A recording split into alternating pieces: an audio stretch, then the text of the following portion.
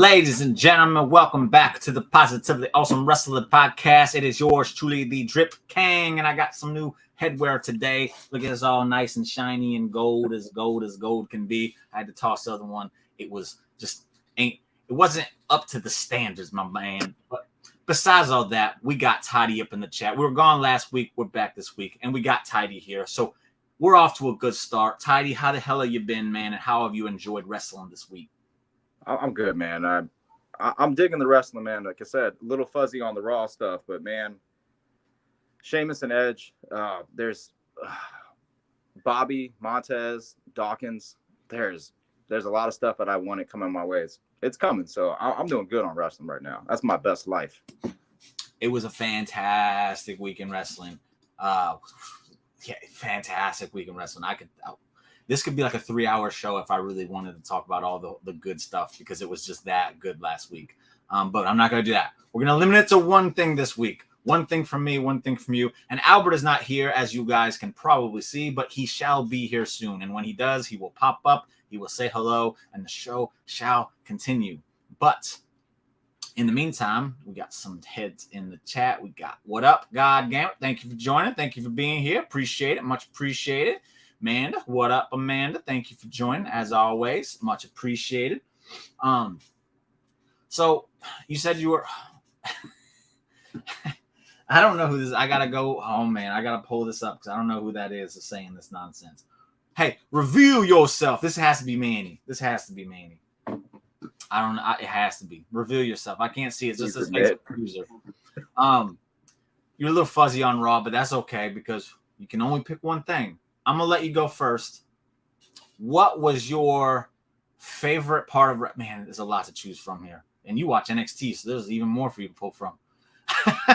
Yeah. What was your favorite part of last week's wrestling? What can we talk about here, man? Let's hear it. Could say Bobby. Could say Chad Gable winning. But I'm kind of excited about what happened to Theory. Because...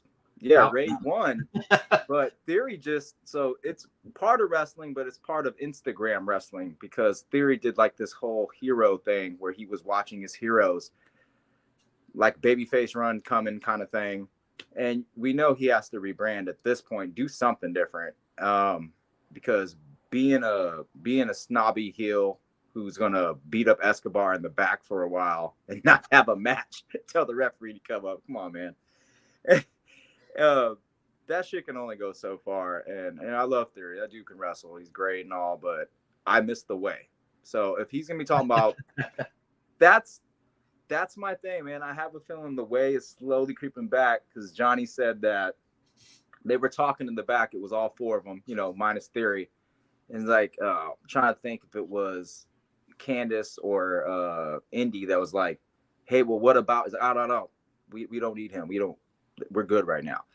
I mean, that was on TV, so it gives me a hint that there's a possibility because the only thing to take Theory from this shit to something good would be somehow, say, one of them coming out to the ring to help him. I don't know. Just some kind of reunion that I see surprisingly happen because that was some of the best shit on NXT. I don't mean to rain on your parade. Don't say but it. I have to ask a question. I'm just going to ask a question. All right. You bring up the Indy, Hartwell, Candace, one of them saying what they said. We don't need. Is it possible they were talking about Ciampa? Wait, it's always possible, but man, there was only the 4 out of 5 are there. We're talking about the way. Yeah. Why would they just include Ciampa in it? Now, there's no way. They were talking about him. So this is why I kind of think Ciampa because I've thought it's been like. They've been waiting for Ciampa to come back to pull the, I guess, trigger on Johnny Gargano to unleash him. But then Johnny Gargano got hurt. Ciampa's back. So now they're having to wait to pull the trigger on Ciampa because Gargano's alleged. I don't know. Gargano's been gone for a minute. My only issue with Austin Theory going back to the way, because I loved him in the way. It was awesome. It was really fun. And it really showed me that Theory knows how to kind of do some character work. It's the best character work he's done. I don't know if he can go back to that after doing what he's been doing. I think it won't feel natural like at all. it could be a slow groove, man. It could It just, could, it could. It could. I'm not saying it's play not the possible. record slower. It's a possibility. But you got a good point though. What up, Patrick? What up? What up, Cameron? Thank you for joining, buddy. Appreciate it. Manny's agreeing. If Manny's agreeing with me, oh man, that's never. All right, man. That's never a good thing. Since my dream is crushed, then it's not crushed. It's not crushed, man. I'm not crushing your dreams. I'm just trying to. I'm just trying to help. Be a hero, and he's like, I watch these heroes in the ring. His little Instagram story. What better way than at least to give me, the fans, a positive reaction to something that I'm familiar with Theory? That's a really good positive surprise if that was to come months later. Man, he could get humbled for right now. Okay. Then so I'm going to wipe that off the slate. Sheamus versus Edge, fine. Because that was a feel-good moment, man. The Sheamus and Edge talk on SmackDown, that got me in the feels. I love that. I love hearing a damn good story. We got Lou in the chat. What up, Lou? Thank you for joining. I've been good, man. I've been good. Appreciate you. I appreciate you joining in, man. That's pretty cool, man. How you been, bud? But yeah, like, I'm not trying to rain on your parade. It could definitely happen. If it does, I'm all for it because I love the way. I thought the way was tons of fun. And we all know what Jimmy thinks about fun and wrestling. That's all I want. I don't care about the flips and the 5-star matches. I want to have fun. The way was tons of fun. Man, this makes it a little bit hard because there was like 3 things I wanted to talk about. And you almost brought one up, but you didn't. And I'm like, damn it, man. So I'm going to have to choose here. And since we're going to be talking about my guy Dom in a little bit, I can erase that one. But we're going to do this. Let me talk to you. We got to talk about L.A. Knight. Yeah. Because all I've heard is that this dude is a carbon copy of The Rock and Stone Cold. That he's cosplaying, as Miz pointed out, and everyone's like, yeah. Not yeah. They're yeah. It's like some dummies. But what I saw from LA Knight on Monday Night Raw was not The Rock. That was not Stone Cold. That was LA Knight. Yeah. Yeah. He started off with when Miz said, what have you been doing? He said, I've been making myself a dangerous man. And I almost checked out right there. I was like, that doesn't make any sense. This is about to be corny as shit. And then he started slowly getting there. And he didn't cut the Miz down, even though he did cut him down a little bit. But that wasn't the focus of the Miz's promo or LA Knight's promo at all. He was there to put himself over. Like he was saying, I've been doing this. I've been doing this. And yeah, they might have bet on you, but they bet on the wrong thoroughbred because I've been doing this and I've been doing this. And he built up this idea of what a dangerous man is. And then he said, that's what I've been doing. And it's like, wow. That was fantastic. That wasn't sing along like The Rock, like we've been saying LA Knight is doing. He still has the sound, sure, but like he said in an interview, is like he grew up watching and idolizing those guys. So if he sounds like them a little bit, that's just how it's gonna be. I mean, I go bae because I like Adam Cole, and I say I'm not trying to be Adam Cole. It's just something I'm taking on, and that's what LA Knight's on. He's taking on the sound of The Rock, and man, that promo was amazing. And I don't want to hear anybody complain. Well, he messed up. Miz messed up. Ain't nobody point that out. Miz messes up like 2 to 3 times a year, and he still picks that fumble up and runs towards the goal. Miz was phenomenal in this segment as well. I want to point out. Good. I liked it because he wasn't that stupid. Oh man, it annoys me when the Miz is trying to just be too Hollywood.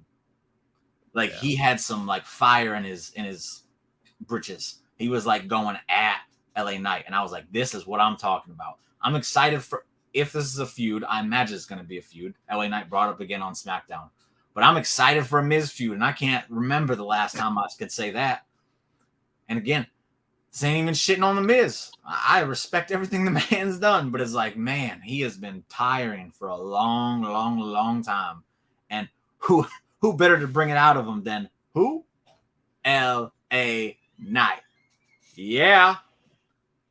That guy's been amazing fire. Segment. Amazing. I was like, usually I reserve this. I lean up and put my elbows on my knees for the good matches. LA Knight did that to me in his promo. I was like, okay, this guy's cooking something. He's cooking. He was cooking some Miz gumbo because he ate that dude up.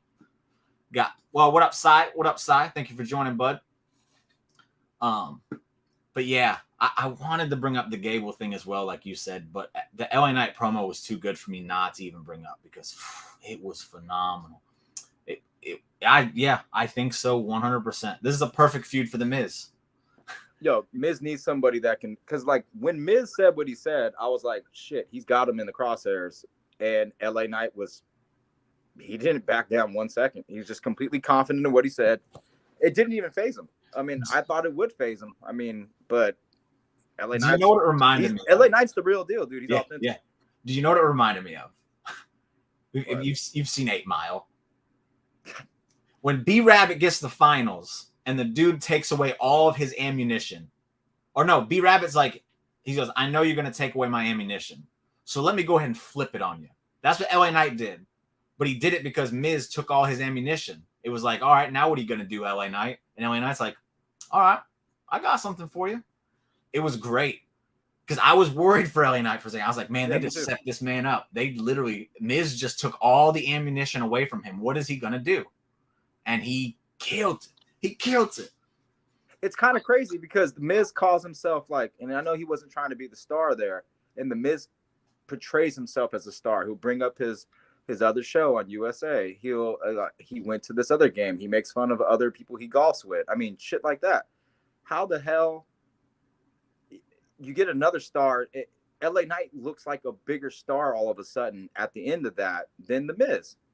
I mean, it's just kind of showing how much we all love LA Knight, but man, you can't fake authenticity, man. That dude is the real deal. Yeah. When that dude talks, he talks. And I know everybody says, yeah, he reminds me of The Rock. I thought that years ago when I saw him on NXT. I didn't even see him before that. Yeah. But I liked the way he wrestled, like how he jumps up and grabs something from the top rope.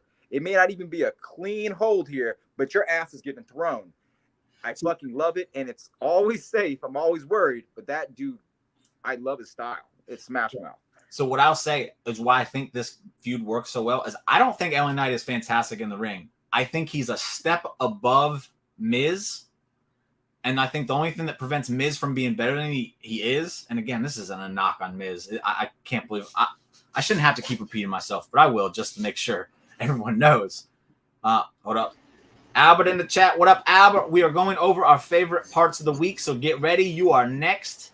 Tidey. Oh, right.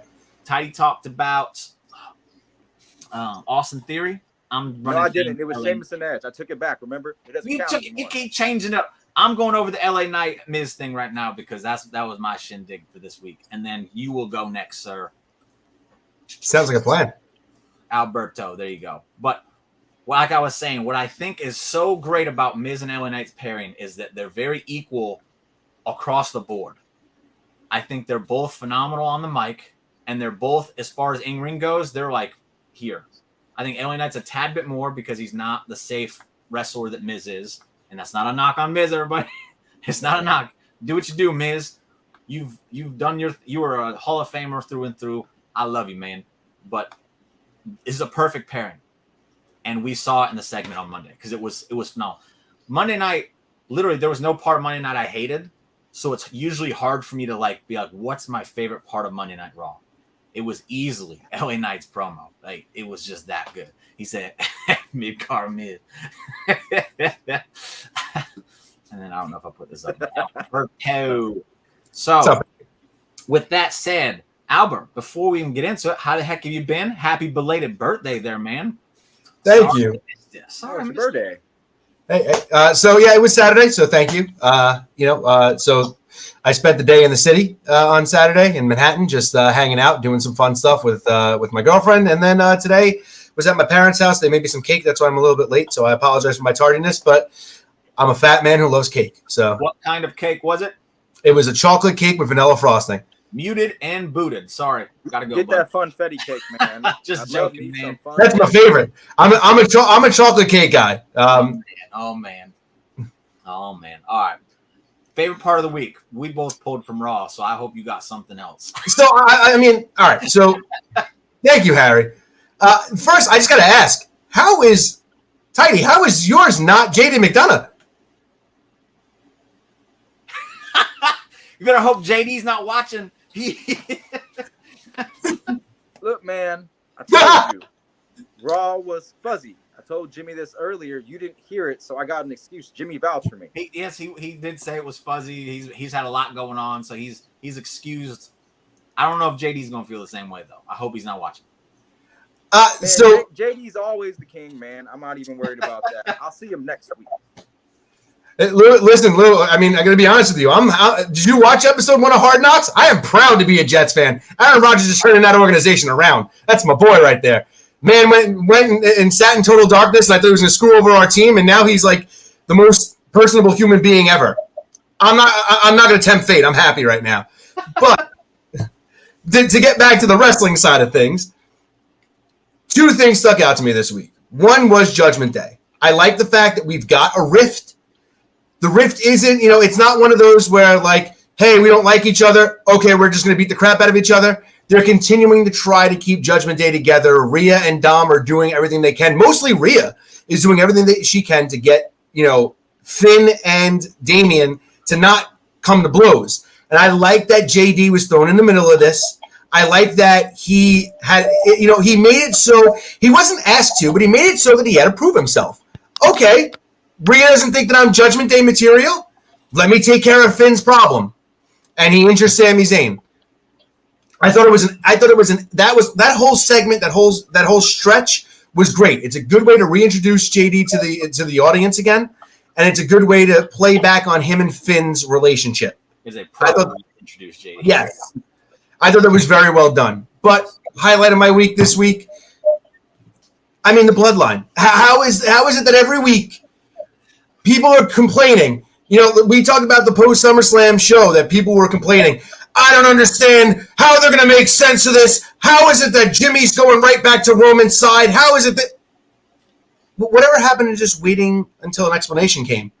Jimmy gives a full-blown explanation. Roman's like, all right, my dog, back in the group. And Jimmy's like, nah, I'm not with you. What are you talking about? I did this so that my brother wouldn't turn into you. You're the reason why I did this.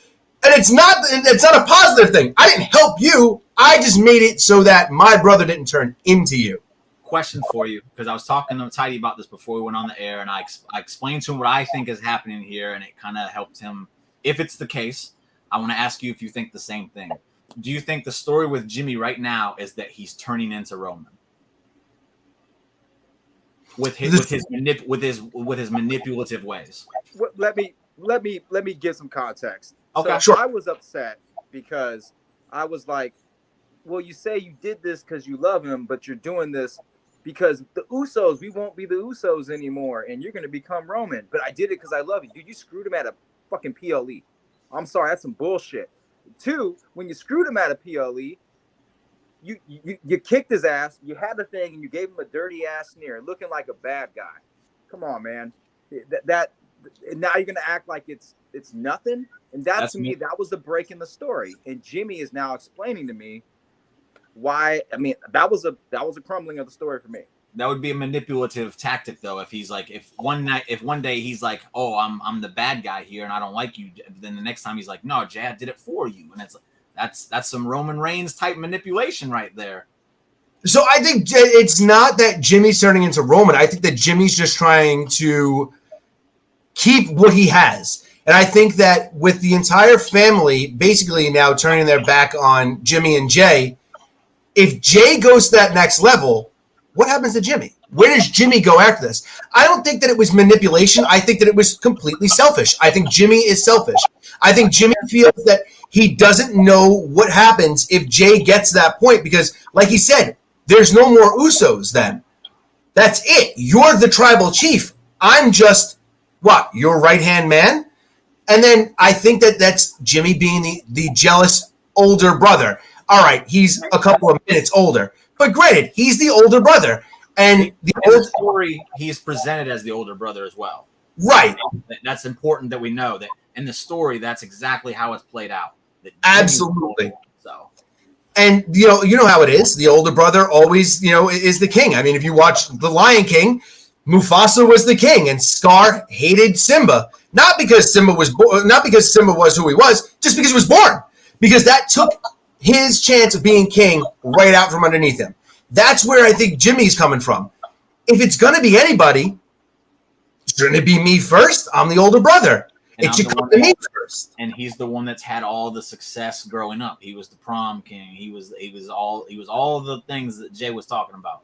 So like what you're saying makes sense too. And again, I'm a broken record. We say it all the time when we're talking about this. This is why the story works, is because there's literally so many outlets for each twist and turn they have.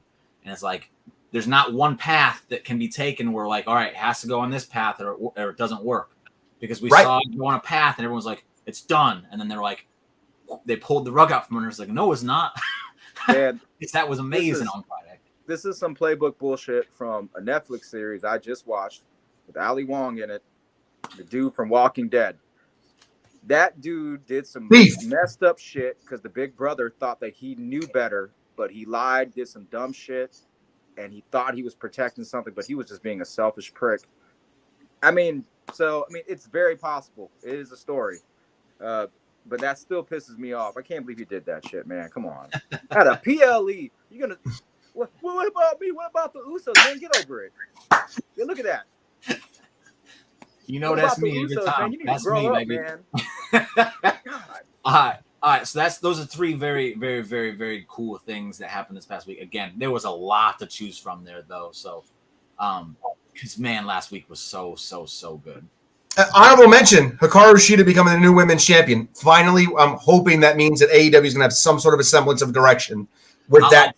Because that's 2 weeks in a row they main evented on Dynamite, on Collision, which we will talk about later. There's continuation going on there. It looks like they're going to start doing better with the women's division. AEW, we shall see. I hope so. I hope so. Same. I'm mad that Sky Blue is not in the Fatal 4-Way though. Push Sky Blue to the moon, man. What are you doing, Tony Khan? I get the idea that they want to have Saraya in that spot. She's in England. That's her hometown. I understand. But there's definitely a place for Sky Blue on that card somewhere. She's over. Yeah. And look.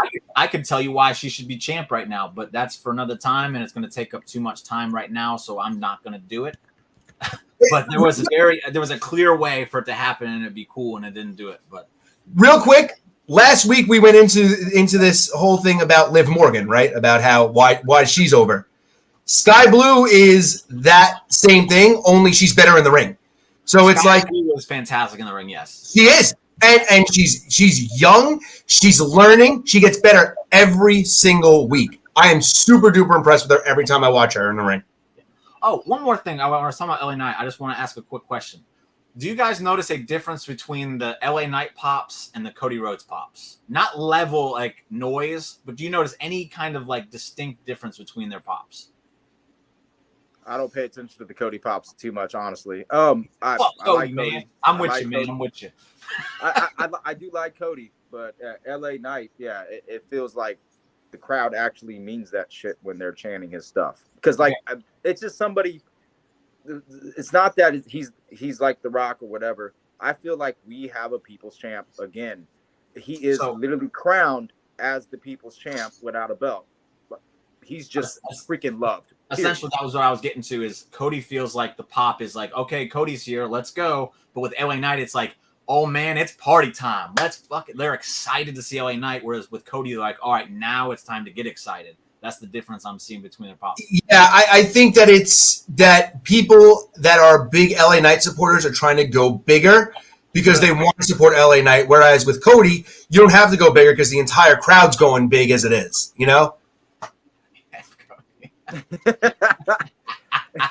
Yeah. You know what? I really like Cody. I didn't get to see the documentary yet. I want to see that documentary. It's unbelievable. You guys got to watch it. It's unreal. I'm holding off on it because I usually watch them too fast and then I have nothing to watch, so I'm just waiting. I think Sheeta won. Man, if no, that's not to the Saraya thing. That's to F. Cody. Yeah. Good point. The pop in England would be huge if Saraya wins the championship there. If that's where they're going, I get it. But, I mean, there's other people you can, use in that vein to get a hometown pop. It doesn't have to be Saraya. Like I said, they'll pop for her when she comes out. She don't have to win to get the pop. Listen, If you want to do that, put a belt on Pac. That'll make everybody happy. I think he's injured though. I don't care. Even if he's not, he can still put on a better match than 95% of people that I've seen. All right, we're going to move on. And I'm going to stick to Raw because we got a return on Monday Night Raw. It's a new day. And when I was watching him, I got excited to see him. And I started thinking about this. And I kind of wanted to talk about it because it's one of those things that annoys me. But I'm also guilty of it. So I want to just go ahead and check myself. When we talk about tag teams in WWE, what is the one thing that we always hear about the tag teams? WWE is just putting people together to split them up to make single stars. Exactly. So here we have the New Day who refuse to split up. Yet every single time they come back, everybody's like, split them up. It's time to break them up. Pick one, everybody. The New Day is fantastic. Like, when they come back every time, were you excited to see them on Monday, Tidey? No, it wasn't. No. What? I'm not. I used to be a big New Day fan. I like them. I just was waiting for what are they doing? Who are they going to be beefing with? Is it going to be great or not? I mean, okay. Let me rephrase that. Did you hate seeing them come back? New Day fan. What's that? Did you hate seeing them come back? How about that? No, I was just like, oh shit, that's right. They've been gone for a while. I know Albert here. He was very excited to see him back. And again, I always get excited when I come back, but then after a few weeks, I'm like, oh God. I can play devil's advocate. Here I am. Talk to me, Jimmy. What is going on with this New Day? I'm just I do think they need to do something to kind of change them up a little bit. Just something. I don't think it needs to be crazy, like a major change, because the crowd still seems to care. Crowd still seems to love him. And when Big E comes back, if you throw Big E with them, if he does come back, they're going to be even more excited to see the New Day. But my whole thing here is that we're always complaining that WWE doesn't invest in these tag teams, and here we have one that New Day is like, you're going to invest in us.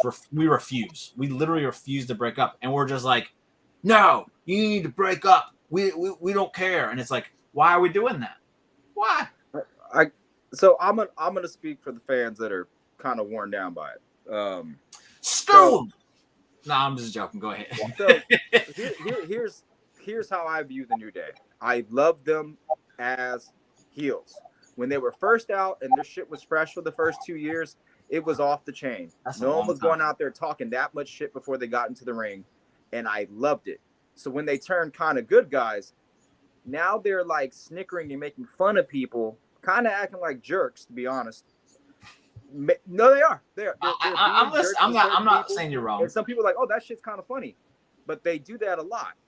My thing is, Kofi had his championship, and they split up kind of, right? It was, and then Big E goes somewhere, gets his championship, splits up kind of. Kofi Kingston, Xavier, he gets that King of the Ring.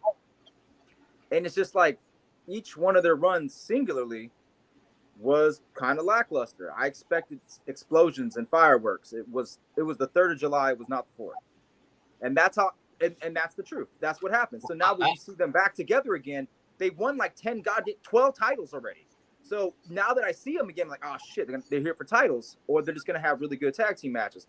Benefit of the doubt. So reason I didn't get upset when I saw them is because anybody that I've seen since Triple H has taken over, something has, like you said, they need a new twist or whatever it's going to be. Maybe a new opponent. I don't know what it's going to be, but I see things get better. And whatever the edge is, New Day, I mean, if the talent in the back is knowing, like Triple H is seeing, like you said, we need a little twist. We need a little something. I think it'll come, because I don't think we're just going to get the New Day again going for titles again. I think it will be something different. I just don't like how they're good guys and they just really make fun of people pretty harshly sometimes. I'll ask that part question, and then I'll swing it over to Albert. I know he's dying to talk about the New Day. With the Usos now split up, if we're to have any kind of tag team division and have any kind of faith in it, what are the tag teams we're going to rely on? You don't have that old school team to rely on. That's where the New Day comes in. I don't think they're coming back to win any more tag titles, because they shouldn't. I'm with you 100%. They shouldn't win any more tag titles. They're not needed at this point. It's predictable. But they're there to help the tag division kind of grow a little bit, put some teams over, and do that. Good.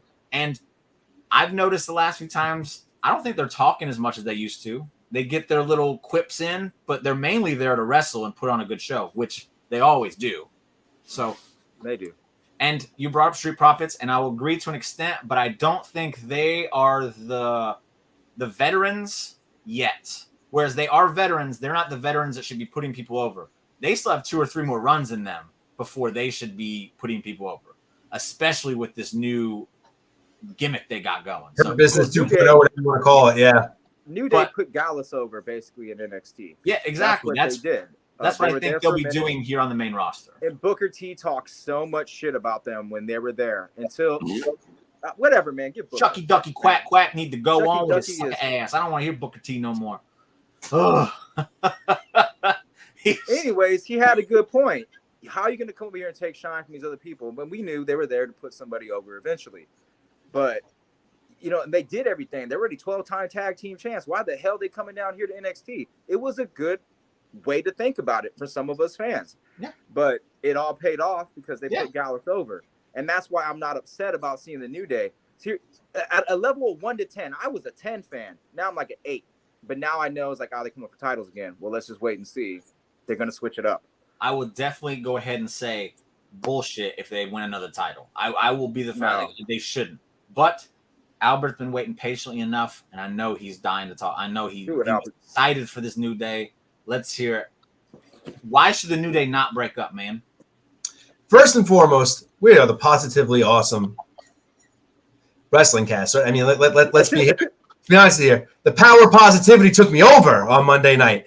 The second I heard that music hit, immediately a smile just boom being on my face. So happy. I'm like, yes, my boys are back. Like it's just a good feeling. You haven't seen the New Day in a while.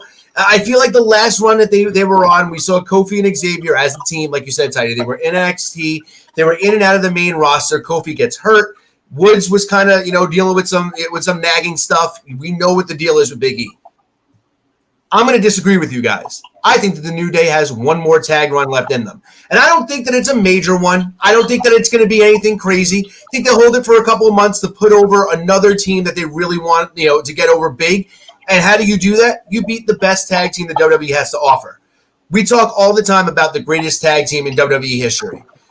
If it's the Usos right now, if they're number 1, New Day's probably number 2. Statistically, longevity-wise, New Day's been around forever, and they're that one team that has never broken up, and they don't need to. No. If Big E comes back and he can't wrestle, put Big E in their corner, let him cut promos. New Day's reinvigorated right there. He'd be the hype man. Absolutely. And who better to do that than Big E? Man can hype up anything. Man can hype up ice to Alaskans. It's just the way he is. Put a microphone in his hand while the match is going on.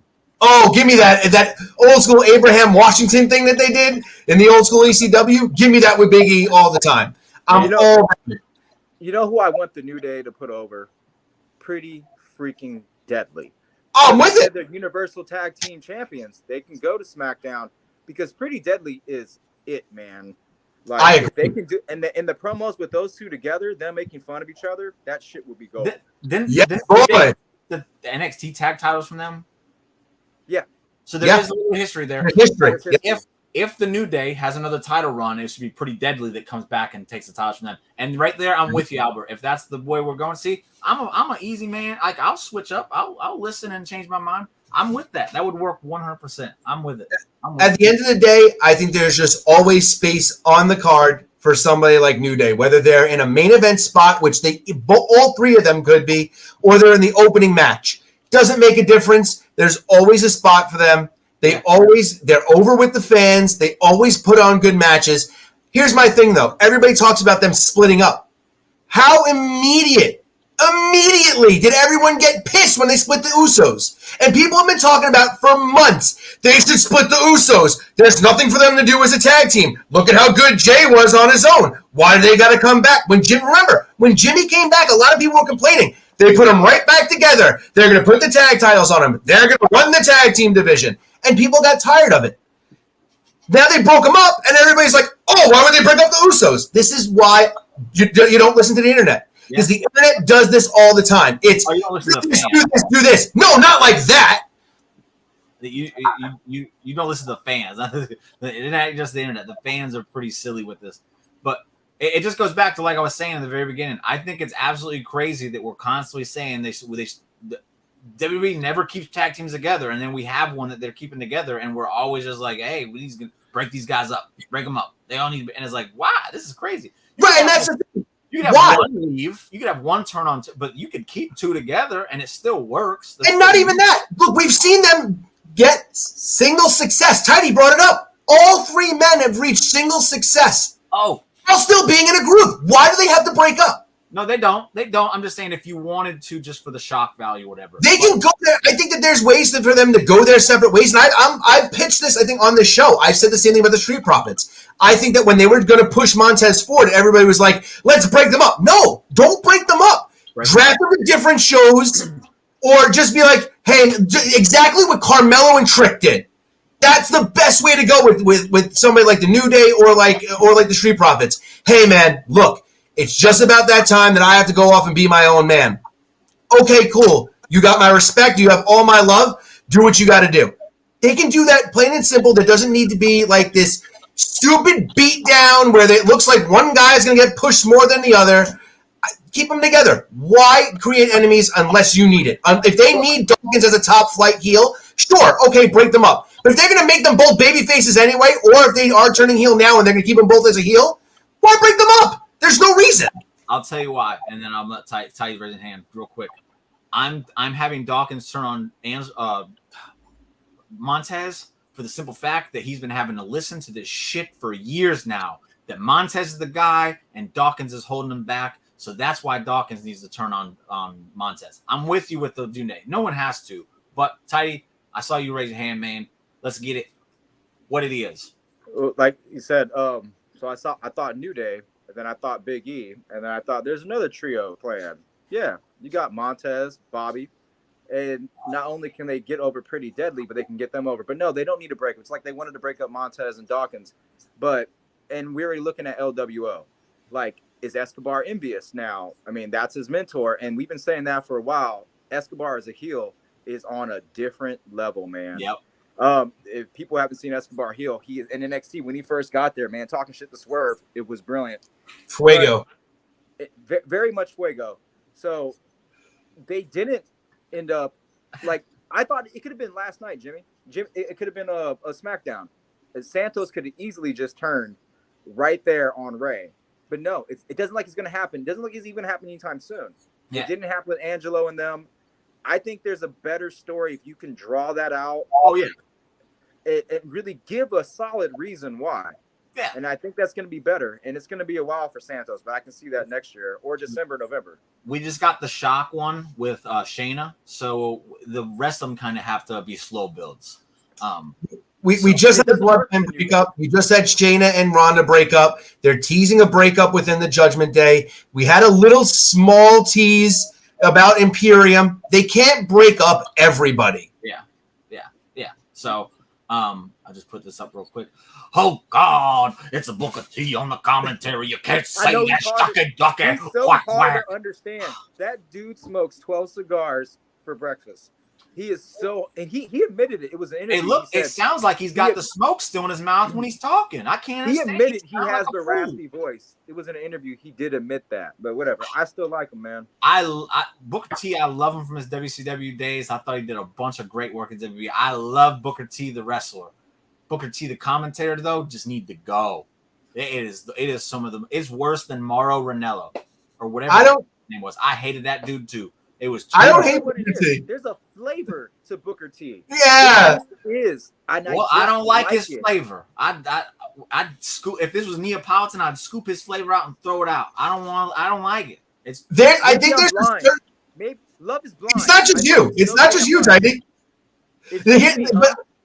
No, it's not, because look, I think that I have a soft spot in my heart for when Booker T did the commentary in TNA as Black Snow. He was in the ring beating people up while he was on commentary.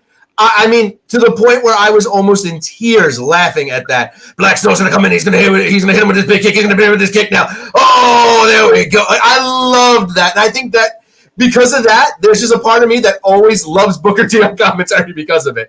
That's funny. I'm cool with that. But when he's literally yelling over the other guy, can't understand anything, can't even pay attention to what's happening in the ring because I'm just hearing Booker T go, "Oh my God, I brought Roxanne up and I told her this and now she's doing something and it just doesn't even matter." And Roxanne even in the ring. Like, what are you talking about, Booker T? I'm not Shut deaf, the hell dumb, up, and man. blind. I'm not deaf, dumb, and blind. I see it. I hear it. You know what I mean? But I like the certain things he says here and there. I think he does a really good job of telling people it's about checks and championships. He gets that point across very well. Man, I'm hating on Booker T. I'm gonna stop myself because again, I love Booker T, the wrestler. He was amazing. Harlem Heat is one of like my favorite tag teams. Like, I love Booker T, but get him off commentary, please. Please get him.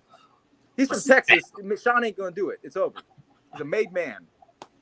So from there we'll go. New Day shouldn't break up. That's what I'm just trying to get to. I Go to the highlight of the show. You know what it is. It is that time. We are circling back around, baby, to round 2 of Rey Mysterio versus Dirty Dom. Now, a few weeks ago when Dominic Mysterio went down to NXT and won the North American Championship, everybody's like, why? One, the ratings have been through the roof since then. Dom is a draw. Suck it, everybody who hates on me for loving Dom. You can kiss my butt. 2, Rey Mysterio Jr., or I keep calling him Jr. because that's the WCW. I'm sorry, everybody. That's who he is. Rey Mysterio just won the United States title on SmackDown. A while ago, Dom was interviewed. And in the interview, they asked him about the United States title tournament because his dad was in it and Santos and LWO were in it. And he said, well, the North American title means more because it covers more geography. It covers Canada and Mexico, whereas the United States title only covers the USA. So mine's more of a bigger deal. And now here we have Rey Mysterio, Dom's arch nemesis and deadbeat daddy, as the United States champion. This was the plan all along. So for those who are wondering why Dom won it, it's because they have a great storyline in play, and you just got to be patient sometimes. Now, who here is not excited about round 2 of Rey versus Dom? Because I got the mute and boot buttons ready. I can't wait. Good answer. Well, I like the dynamic. Dom is not the guy who, just beat everybody up at Thanksgiving dinner or ruined Thanksgiving dinner. Dom's on a different level now. You got Rhea, and you got Judgment Day. I don't know how long Finn will be there, but they're backing him up, not 100%. They're backing him up 200%. Like, the way they talk to him, they completely believe in him. And they're like, no, you are the greatest North American champion ever. The greatest luchador of all time. They completely trust him. So that dynamic, Ray's got LWO now. And we got the dynamic with Escobar and me wanting to slowly see LWO turn to heel. Legado del Fantasma, man. Talk about an over group in NXT. Anyways, I can see that's 2 different dynamics. That's technically 2 factions. So you can go in any angle on this, and they always not see. I'm not somebody who thinks. I do think a little ahead, but I don't like to think ahead too much. I really just fan it up. I don't get too analytical until I'm forced to really think about something. And I can't wait to. It's like I watch anime. You guys may not watch anime. People are like, hey, why don't you go read the manga, Tidey? Read the manga. You can see what's going on. It's like, why would I ruin something live acted out in front of me? Yeah. And I cannot wait to see what's about to transpire with these 2 weird factions. Tidey, real quick, did you watch Invincible on Amazon Prime? I don't use Amazon Prime. I couldn't get into it, honestly. I thought it's good though, I guess. It's unbelievable. I was just going to bring that up because I didn't read any of the comics, and I watched it, and I immediately, I talked to somebody, right after I watched the first season. I was like, this is such an unbelievable story. I can't wait to see where it goes. Well, read the comics. I'm like, nah, I want to watch it now. I don't want to do it for myself. That's why I'm going to go ahead and give you one, too. But Guardians of the Galaxy, when Guardians of the Galaxy came out, never even heard of these dudes. Loved the movies. So I was like, man, I'm going to check out the comic books. And straight up, I know Lou's going to crucify me for this shit. I have not read a single comic book that involved the Guardians of the Galaxy that I enjoyed. I'm like, what is this? So I stopped. I was like, I'm not ruining these movies. The movies are fantastic. And half of the lineups for Guardians aren't even the actual lineups in the comics. Read the comics. I can't do that. I tried. I literally tried. Matter of fact, this is how big a CM Punk fan I am. He did a Drax series, and I made sure to go out and buy that shit. And that was poop too. So, but I can't do it. But let's segue back into where we are. Look, Ray and Dom. Dom has proven to be one of the MVPs of WWE for the past few years. It's like Roman, Seth, Dom. Like, that's where we're at right now. You know, like, these are the guys who are basically almost carrying the WWE. If, you know, I mean, Dom is just as big of a member of the Judgment Day, if not one of the bigger members of the Judgment Day at this point. And they're the number 3 story in pro wrestling, in WWE, in the pecking order right now. It's Bloodline, Seth Rollins, Judgment Day. And it's Seth Rollins and Judgment Day is 2A and 2B because 100% of Seth Rollins' run has been against the Judgment Day. So, you know, I mean, he's defended against Priest, he's defended against Finn, and he's had matches against Dom. I mean, it's, at the end of the day, the WWE has proven, Dom has proven that the WWE can put whatever they want in front of Dom and he's going to knock it out of the park. He's done it with everything that we've seen. And this is, you know, goes to the other fan base that, you know, that talked about Theory is a terrible U.S. champion. Get the belt off of him right now. Put it on LA Knight. No, we're not going to do that. Why? Theory's there was a effing plan in place. That's the problem. Everybody thinks this guy got over. That's it. Strap the rocket to him, push him to the moon right now. We forget Stone Cold Steve Austin won the King of the Ring in 1996. He didn't get his big match until what? Survivor Series 97 with Brett? He won a Royal Rumble too and didn't even get his title shot. He didn't make it at WrestleMania. Imagine that happened nowadays. Austin wins the 95 Rumble, doesn't even get his match at WrestleMania is with Brett. Yeah. I mean, it's one of the best matches of all time, but he's not in the title. Absolutely. But imagine, even with that on that big of a stage, somebody like LA Knight wins the Rumble and doesn't get the main event slot at WrestleMania. Fans would crucify them now. But if you're patient, things are going to pay off. They made an entire battle royal on a pay-per-view, you know, based around Slim Jim saying, "Hey, we like this LA Knight guy. We want this LA Knight guy to be our spokesman." If they put him in a U.S. title match, he's not in that match. You don't know the mechanics of what's going on in the back. LA Knight's eventually going to get his time to shine, but right now the story dictates that they want to do this with Rey Mysterio, and I think it's absolutely perfect. It sets up everything perfectly for him to feud with Dom, and even if it's not directly, Dom is going to keep taking shots at Rey over and over and over again. You backed up the dude, you know, the other masked dude in NXT against me. He couldn't beat me. You won a championship. It's not as big as mine. He didn't even be on the same show. So next week, Ray's going to be on the Waller effect to celebrate his title. There's 100% chance that Dominic crashes this party. 100%. And you've already hooked me to watch next week's show. So like that's because I am clearly seeing that you're putting time and effort into a storyline revolving these things. And the biggest thing about Austin Theory's title run is like there's no stories involved. Well, Ray's already got one in play as like before he even won the title. So it's like all your complaints should stop now because they've got this. Now I want to ask one more question. Tidey, you watched NXT, yes?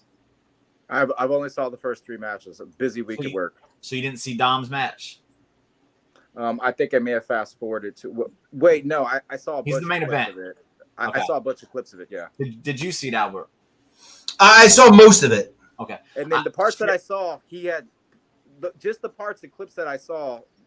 Fantastic wrestling it looked like. I'm gonna say this right now, and Dragon Lee's probably a big reason for it, but I'm not taking any credit away from Dom either because the past month, every time I see him wrestle, he's looked better and better and better. The match with Dragon Lee was hands down the best match this kid's had, and he looked good. It wasn't even good. In about a year's time, he looked comfortable. Yeah. In a year, And that's something we rag about Dom about. He looked so comfortable. and he's been comfortable with the character and all that other stuff. The second he gets comfortable in that ring, and a year from now, when he's good, man, all the haters are going to have a hard time shitting on Dom. Like, that's how well he's progressing. And he's always involved in these great segments, storyline. Like, they're pushing this kid to the moon. I wrote an article, if anybody hasn't read it yet, about me comparing Dominic Mysterio, or asking if Dominic Mysterio can be the next Dwayne Johnson. And I'm not saying that he is The Rock. No. But if we're being honest here, they strapped the rocket to The Rock when he was very young, and they followed a fucking blueprint. Dominic Mysterio is on that same damn blueprint. And just like The Rock, he's knocking every single thing they throw at him right out the park. We've wanted this young superstar the WWE invest in for years now. 4 years. And they tried it with Roman. They shoved him down our throats. We rejected him for the longest time. Whereas people are booing Dom. We're not booing him because we're rejecting him. We're booing him because, yo, we hate this kid. You're all wrong. His dad's a deadbeat. Get on the right side of things. But my point is the same. This is a young kid that can literally be the top of WWE for 10 to 15 years. And they're pushing him. He's successful. We don't want him to leave, right? Every time he's on TV, it's great. It's great. So, man, I'm so excited for this Ray Dom part 2 because now there's titles involved, and I want to know where it's going. And as my man Louis here said, we're going to get Dom Dos straps? Are they going to unify these titles in some way and introduce something? What are we getting here?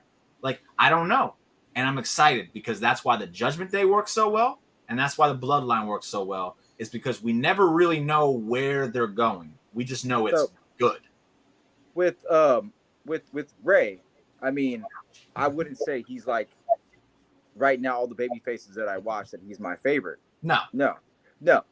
But because the person that Rey Mysterio is, like, if something bad was ever to happen to Ray, I would actually cry. Yeah, absolutely. He's a fantastic human being. And I know we call him deadbeat father because that's how good Dom is. We love Rey Mysterio. It's like there's a couple people. There's John Cena, there's Rey Mysterio. I'm trying to think of people that it's truly, truly loved because they are Ricky the Dragon Steamboat's the only other guy that pops into my mind. Yeah. Steamboat. I would say Booker T, but you guys hate him or whatever. But anyways, y'all didn't see the documentary with whatever. Anyways, I'm gonna try to pull a Shucky Ducky out of the bag here. I'll just say this about Ray. Rey Mysterio, I've been watching him since '96, and I the whole Dom thing aside, I love Ray. I do. Yeah. Rey Mysterio is a real life babyface. Yes. Kind of like Logan Paul is a real life hated here. No, I'm serious. You're right. You're 100% right. Think about the comparison. Like, I don't recall the last time that I had somebody that was truly, really hated, and like really hated. Not hated because they weren't good at wrestling. Yeah. Not hated because of their promos completely sucked. We hate them because we hate them. We hate that motherfucker. But that is an interesting angle to use. Like, it's kind of the opposite. I mean, like, think what Logan can do with that for a fact. Now you look at the other heel. You look at Dominic Mysterio.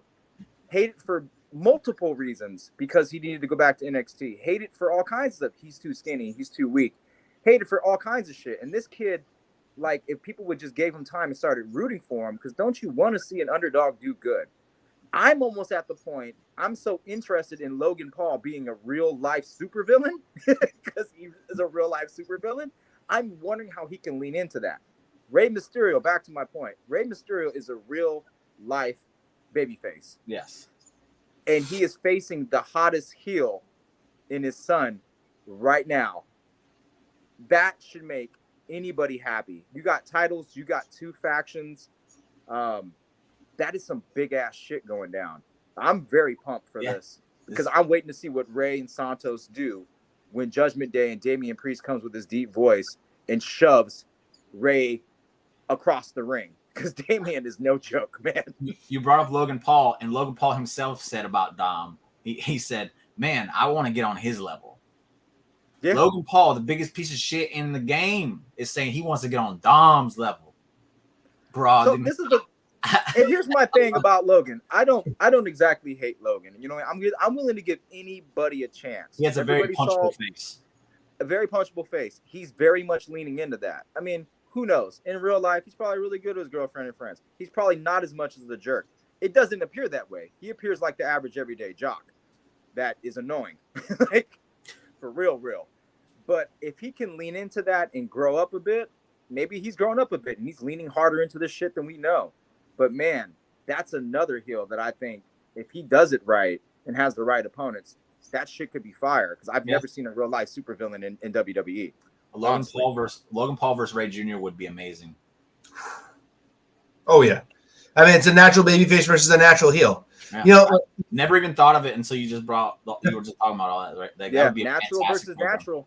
Like, dude, you can't look at Rey Mysterio and go on him on the mic. Rey's honestly really good back on the mic because I still root for him no matter how bad someone tries to dig at him. There's not many digs you can do on him. It's like, how many digs can you do on John Cena that actually stick? It's hard to dig on John Cena. When Dom gets his chance, you'll hear him. I can't wait. This is gonna be some crazy shit because he's gonna have to do it. It's gonna be bad. I was gonna bring up that a certain guy in a crown wrote a certain article about Dom, and it's a great read, and you should definitely check it out on the Wrestle Buddy site if you guys haven't, because it really is an excellent read, and it's not a long, drawn out thing. He makes very good points. It's very succinct. It's the perfect article. It's snackable. I'll put it to you that way. The one thing that I took out of that is that I didn't even realize how many comparisons that there were between the trajectory of The Rock and Dom until Jimmy pointed them out. And then I went, holy shit, this is like for real. Dom is really being looked at as this guy that they're going to put into that they could put into this spot eventually. And, you know, at the end of the day, we're booing Dom as human beings because, you know, the idea is you never want to see a kid beat the crap. We don't even want to see a kid beat the crap out of his father. You're tugging at our heartstrings. I don't think that there's, you know, any of us in the world that's sitting there going, man, I wish I could just, you know, sneak attack my dad and punch him in the face. And I also don't think that anybody's like sitting there and, you know, and cheering if, you know, there's son, even though if your son's a complete jerk, that you don't want to see him just smack him around a little bit. So Dom's being presented in the right way to be the most detestable person ever. The one thing that I will say about Dom is that everybody complains about WWE not giving us what they want. They've given us everything that we've wanted with Dom. He comes in and they're like, he doesn't even belong to be on our TV, which was BS. He wasn't great. He was passable. He was okay in his situation, but it went on for way too long. It was my gripe. See, I don't think it went on for way too long because I think that's what they wanted. I think they wanted everybody to get to the point where they were like, turn him heel, because if he's still a babyface, we're not going to cheer him anymore. And they got so angry. Then when they finally did it, it was like, thank you. If that was by design, then brilliant. Good job. All the blessings to you. That was brilliant. I have a feeling that's the way they were going with it, because you gave them the history-making thing. Ray and Dom win the tag titles together. Ray re-signed with WWE and said, you're going to bring in my son. We're going to win the tag titles. WWE said, Ray, whatever you want. And they let it happen, and it was a huge moment. And their loss was a catalyst to the longest reigning World Tag Team Championship run in the history of the company. One of the most historic runs ever. The catalyst was Ray and Dom, a father and son team, losing to a set of brothers. I mean, it was a great story to be told. But ever since after that, everybody was like, just get this kid away from being a face. We don't want to cheer him anymore. Bring him down to NXT. He needs more work. He was better than we all thought he was. And he proved us wrong at every turn. Everybody said he wasn't going to be a successful heel. He killed it. I don't think I was wrong when I said he needs to go to NXT, because my thing wasn't about character work. To be fair, I didn't think he really had any kind of character to work with. Thank you. My thing was that his in-ring stuff was it was formulaic. He knew 3 moves, and he would just bounce from move to move to move, and it was just the same shit over and over and over and over again. Whereas the first match with Seth, it was like, wow, this kid's got something. But then over the time, we're like, okay, he don't really have anything. He had remembered some moves, and he was just repeating them. Now we're seeing, like, because he got away from his dad, which was huge for him, and he's learning from Finn Balor, who's New Japan. Like, he's learning from other people, and I think that's what's helped him progress. And again, confidence. I don't think there's a person in that locker room more confident than Dominic Mysterio right now. And why would you be? And he don't have a big head about it. That's crazy.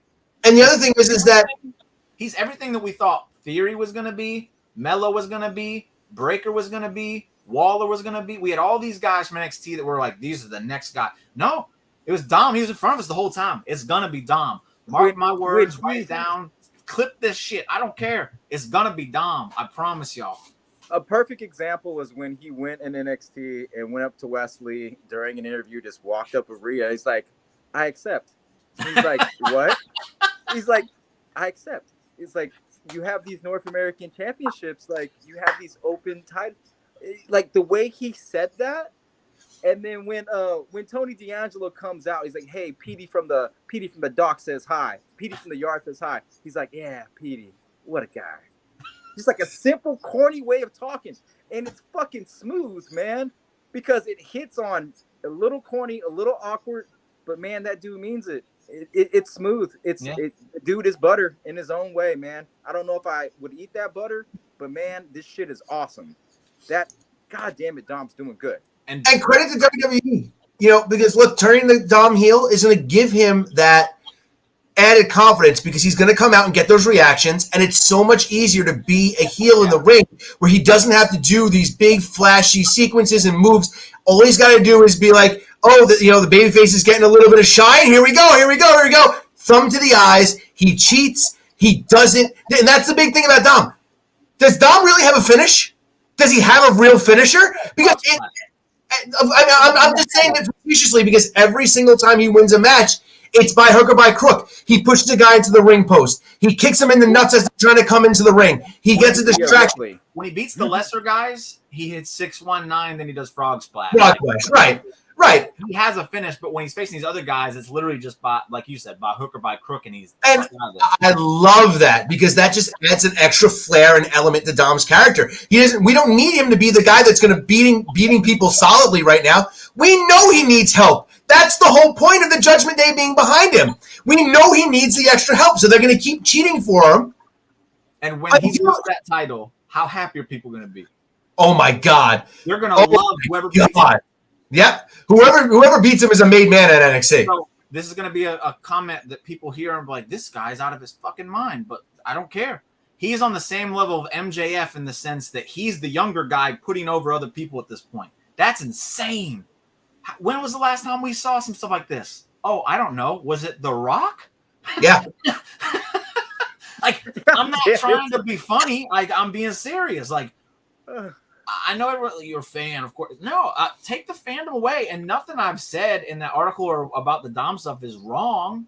Like, it's just not. It's factually correct. Yeah. All right, I want to say something about. Rhea's his finisher, yeah. These crazy fans, that get on our nerves and try to give them the benefit of the doubt, but at the same time, I'm gonna call out the bullshit. So the fans that hate Dom, one, sometimes people are just a little gullible. So they hear someone else say something and they ride that bandwagon. Two, they're too lazy and don't really watch the show. Or it's just easier sometimes to take someone else's opinion at face value and make it your own. Okay, you can call that person being lazy. All right, I'm not trying to be mean, but this is how people work.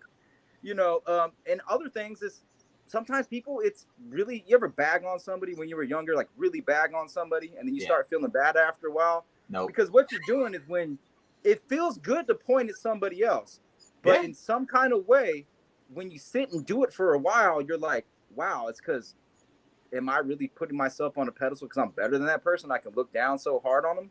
These are just natural human nature reactions of how people operate.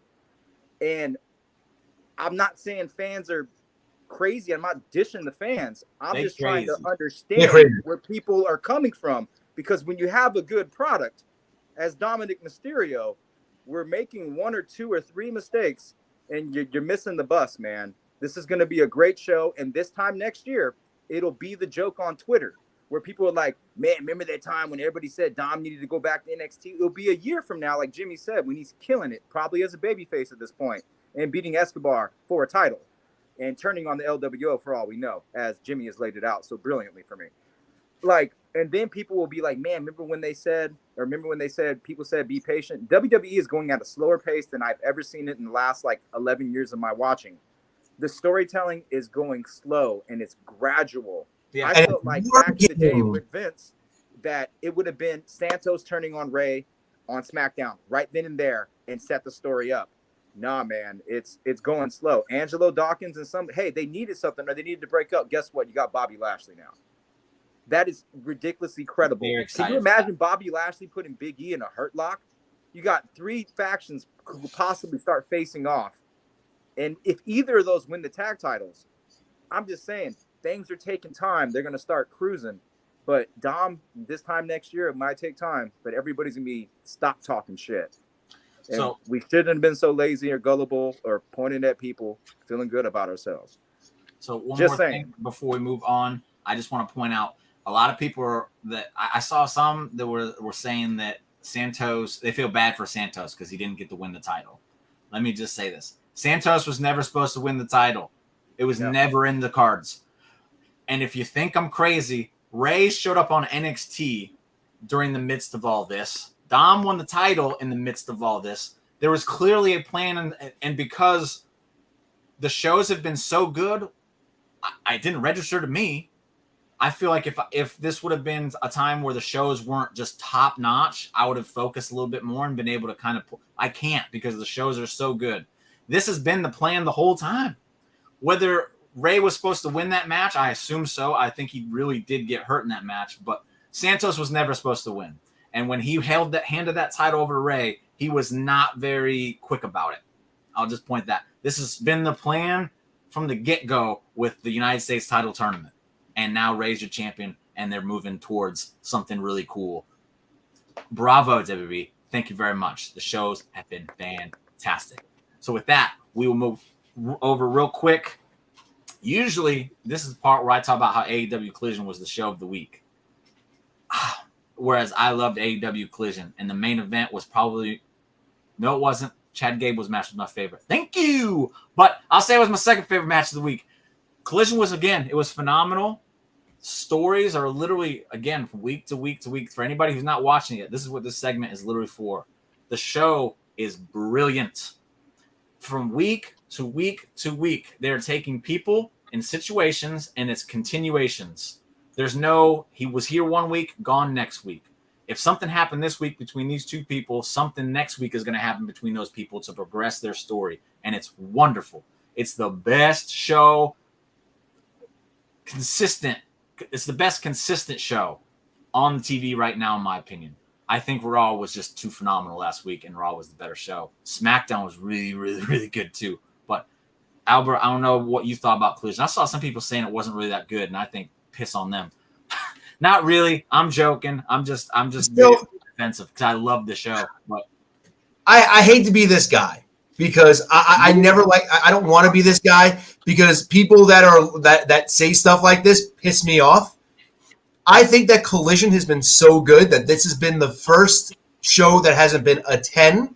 So everybody's like, oh, that wasn't that good of a show this week. That makes sense. Because it was still really good. And that's the thing that normally 9 times out of 10 when people say something like that, it pisses me off to no end because that's been the motto for a lot of people who have been watching just AEW for 4 years. And it started with Dynamite. When Dynamite was rolling and it was a good show almost every week, they hit a snag where just a couple of the shows just weren't as good. And when people started saying, hey guys, did you notice that Dynamite just maybe hasn't had the same feel that it's had for the past couple of weeks? Everybody, I mean, like the AEW faithful shot themselves out of a cannon. It's because AEW is great every week, and they have one lackluster show, and all of a sudden it's terrible. These fans are fickle. No, look. There are points where AEW has been very good. There were points where they've gone through ebbs and flows. If you can't see that some of these shows just aren't as good as some of the other ones, then you're blindly loyal to the product. And that's fine if that's the way you are. But I'm going to dump on you all the time because you're 99.9 of those fans are hypocritical and toxic. It's the same fan base that will sit there and yell about how there's a chance because, remember, the Dirt Sheets reported that as soon as Roman Reigns won this match, he was going to be gone from TV, right? We were going to see him from here until Survivor Series. He was on SmackDown this week. I believe he's going to be on SmackDown this next week too. No, he's not. Nobody from the Bloodline is on this week. Oh, that's right. I don't think there's anybody from the Bloodline on this week, right? They all get a much-deserved vacation. Which is fine. Look, Sheamus got that. By the way, Sheamus complained about not getting that storyline moment. Sheamus got that storyline moment this week with Edge. He got a nice 10-minute segment with a great promo to put over that, to tell that story.